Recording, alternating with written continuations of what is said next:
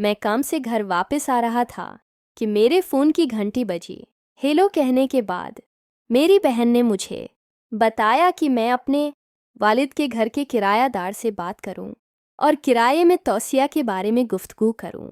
मेरे वालिदैन का कुछ साल पहले इंतकाल हो गया था और उनकी तरफ से मुझे और मेरी बहन को एक अपार्टमेंट यूनिट वरासत में मिला था। तब से हमने ये घर अपनी बहन की हाई स्कूल की दोस्त जहरा को किराए पर दे रखा था। जहरा की यूनिवर्सिटी के दिनों से मेरी बहन से दोस्ती थी और अब भी, जबकि मेरी बहन और उसके शौहर 3 साल पहले दूसरे शहर मुंतकिल हो गए थे, वह दोनों राबिते में थीं। मेरे जहन में एक सवाल था, इन चंद सालों में मेरी बहन ने हमेशा जहरा के साथ मुआमिलात तय किए थे, फिर अब उसने ये काम मेरे सुपर्द क्यों किया? मैंने जहरा को फ़ोन किया। सलाम दुआ के बाद जब मैंने किराए के बारे में बात छेड़ी तो उसने इसरार किया कि हम ज़ाती तौर पर मिलकर बात करें। मैं मान गया और 2 दिन बाद में उसके घर जाने का फ़ैसला कर लिया। मेरा नाम रज़ा है, मैं 23 साल का हूँ और मुझे शादी हुए 7 साल हो चुके हैं। मेरी बीवी पेरिसा से मेरी मुलाकात शादी से 2 साल पहले हुई थी। हम मोहब्बत में गिरफ्तार हो गए थे। पेरिसा बहुत खूबसूरत थी और उसकी यही खूबसूरती हमारी बेटी प्रिया को भी मिली थी। मेरी 3 साला बेटी भी अपनी माँ की तरह दिलकश थी। पेरिसा और मेरी ज़िंदगी बज़ाहिर अच्छी चल रही थी और मैं अपनी ज़िंदगी से मुतमईन था, लेकिन एक मसला था। पेरिसा कदरे ठंडे मिजाज की थी। हमारी मोहब्बत में वो गर्मजोशी नहीं थी जो मैं चाहता था।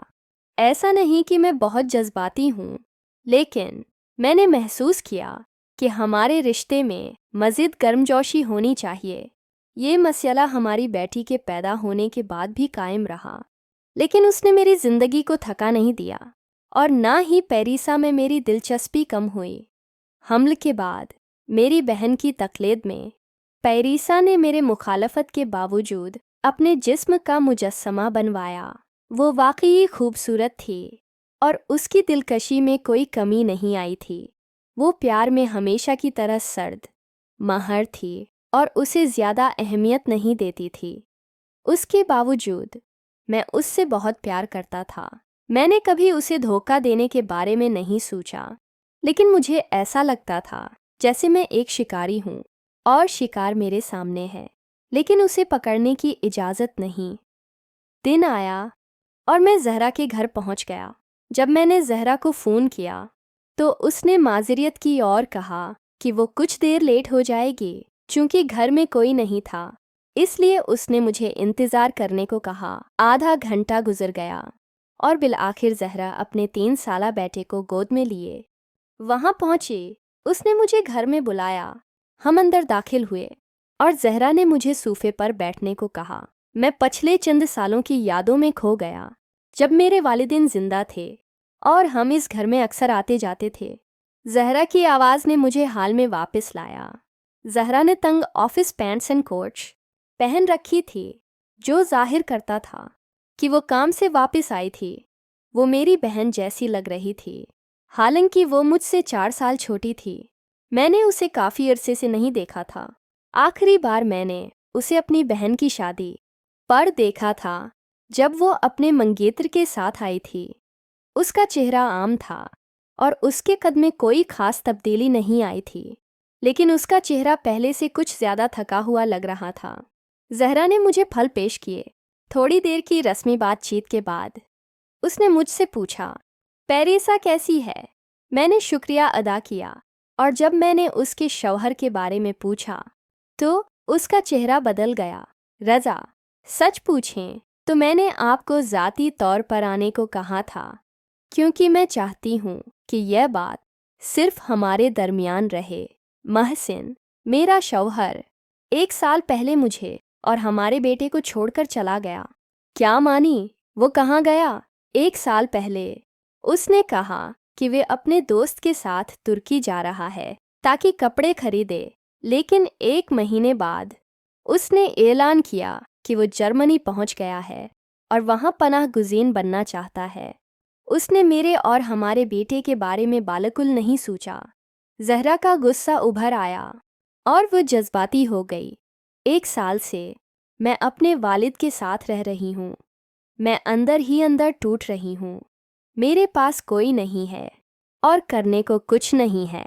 मैं अपने घर वल्वों और दोस्तों से कुछ कहने में शर्मिंदा हूँ।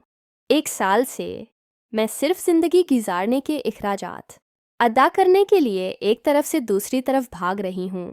मैं सुबह से दोपहर तक काम करती हूँ, फिर अपने बेटे को किंडरगार्टन से लेने जाती हूँ। मेरे पास ना तफरीह है ना आराम। वो फूट फूट कर रोने लगी। महसिन का क्या है? क्या वो वापस नहीं आना चाहता? मुझे नहीं मालूम। वो कहता है कि वो हमें वहाँ ले जाना चाहता है, लेकिन उसने 1 साल से हमें एक पैसा नहीं भेजा। वो सिर्फ पूछता है कि लड़का कैसा है। मुझे उस पर अफसोस हुआ। मैंने उसे पुरसकून करने की कोशिश की, लेकिन वो रोते रोते थक गई थी। मैंने उसे अपने बाजुओं में ले लिया और वो मेरे सीने से लगकर रोने लगी। मैंने महसूस किया कि यह औरत एक तवील अरसे से अकेली थी और उसने अपना गम मेरे साथ बांट लिया था। जब वो पुरसकून हो गई तो मैंने उसे अपने से अलग किया और मैं सोफे पर वापस बैठ गया। कुछ दिनों बाद मैंने जहरा से दोबारा मुलाकात की। ये एक गैर इरादी कदम था, जैसे कोई नादीदा ताकत मुझे खींच रही हो। हमारे दरमियान जो कुछ हुआ वो मेरे लिए एक फिरार था, पेरिसा की बेहिसी से, अपनी ही नाकामियों से। मगर जब जहरा एबर्टाबाद वापस चली गई तो हमने एक दूसरे को कभी नहीं देखा। न कोई पैगाम, न कोई वजाहत, बस खामोशी। वो बाथरूम से वापस आई तो मेरी तरफ देखकर बोली, मौत ये सब मेरे काबू से बाहर था। मैं थक चुकी हूँ रज़ा। मैंने उसे तसल्ली देने की कोशिश की। फिक्र मत करो, किराए का मुआमला मैं संभाल लूँगा। रज़िया को कुछ नहीं बताऊँगा। जहरा ने सर झटका। नहीं, मैंने ये सब बहाने के लिए नहीं कहा। बस मैंने तवील अरसे से किसी से बात नहीं की थी। उसकी आवाज़ में अकेलापन का बोझ था। मेरे सब रिश्ते एबर्टाबाद में हैं। अब मैं वापस जाना चाहती हूँ। सिर्फ 2 महीने, फिर सब खत्म। मैंने हाँ में सर हिलाया, मगर मेरे दिल में एक कहलिश थी। ये औरत जो अपने बेटे के साथ जद्दोजहद कर रही थी, क्यों अपने ही खानदान से दूर हो गई? क्या हम सब अपनी जिंदगियों को जहन्नम बनाकर रख देते हैं? रात को जब जहरा का पैगाम आया तो मैंने उसे नज़रअंदाज करने की कोशिश की, मगर उसके अल्फाज मेरी नींद उड़ा गए। कुछ चीज़ें ऐसी होती हैं जिनमें कोई मदद नहीं कर सकता। 1 हफ्ते बाद उसने मुझे अपने बेटे की सालगिरह पर बुलाया। पैगाम के आखिर में लिखा था, पेरिसा को मत बताना।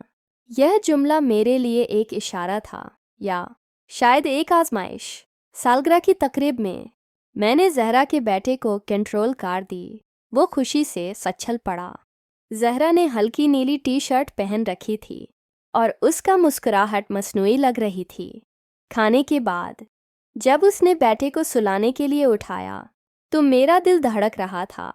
वो लौटी तो चाय का कप मेरे हाथ में थमाते हुए बोली, तुम्हें जाने की जल्दी है। खामोशी ने हुआ को भारी कर दिया। हम दोनों जानते थे कि हम किस कुनवे के किनारे खड़े हैं। मैंने कहा, शुक्रिया, रात बेहद अच्छी गुजरी। उसने सर झुका लिया। तुम वाकई चले जाओगे? ये लम्हा वह था जब हुआ बदली। वह लम्हा हुआ के एक तेज झोंके की तरह आया, जैसे दोनों के दरमियान की खामोशी ने अचानक अपना पर्दा चाक कर दिया हो। हमारी सांसों की आवाज़ें कमरे में गूंजने लगें और मैंने महसूस किया जैसे वक्त ने अपनी रफ्तार खो दिए हो। वो नीचे और उसने रोल समोसा मुंह में लिया। मैंने अपनी आंखें बंद कर लीं। पेरिसा का ख्याल ज़हन मैं कूद गया। वह सर्द चाय की तरह थी जिसकी गर्मी कभी मेरे तक नहीं पहुंची, मगर यहाँ हर चीज़ आग की तरह थी। जहरा की सांसों की गर्मी, उसके होंठों की लर्जिश, ये सब मेरी नाकामियों का मुर्सिया था। सारा केचप उसकी मुंह पर गिर गया। फिर वह बाथरूम में चली गई। उसने पंजाबी शलवार कमीज पहन रखी थी जिसकी बगल की खुशबू मुझे मदहोश कर रहे थे। चंद मिनट के बाद वह मुंह धोकर बाथरूम से वापस आई तो उसका जिस्म आगे वह बिल्कुल साफ, बहुत साफ। कुछ देर बाद जब हम दोनों खामोशी से उठे, जहरा ने खिड़की की तरफ देखा जहां बाहर की रात हमारे अंदर के तूफान से बेखबर थी। मैंने उसके कंधों पर हाथ रखा, मगर वह ज्वालामुखी की तरह गर्म थे। शायद हम दोनों अपने आप से दूर हो चुके थे। फिर उसने मुझे बेडरूम में ले गया और अंदर कुंडी लगा दी और कही कि अब तुम्हारी बारी है। फिर उसने डब्बे से अपना समोसा निकाला।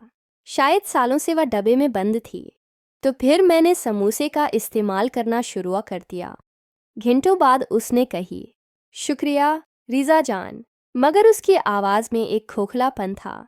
मैंने जवाब नहीं दिया। मेरा ज़हन अभी तक उस लम्हे में उटका हुआ था जब उसने मेरे कान में कहा था कि मैंने ज़िंदगी भर ऐसा रोल समोसा नहीं खाई थी। रात गए। जब मैं घर वापस आया तो पीरीसा सो चुकी थी। उसका चेहरा चांदनी में डूबा हुआ था, खूबसूरत।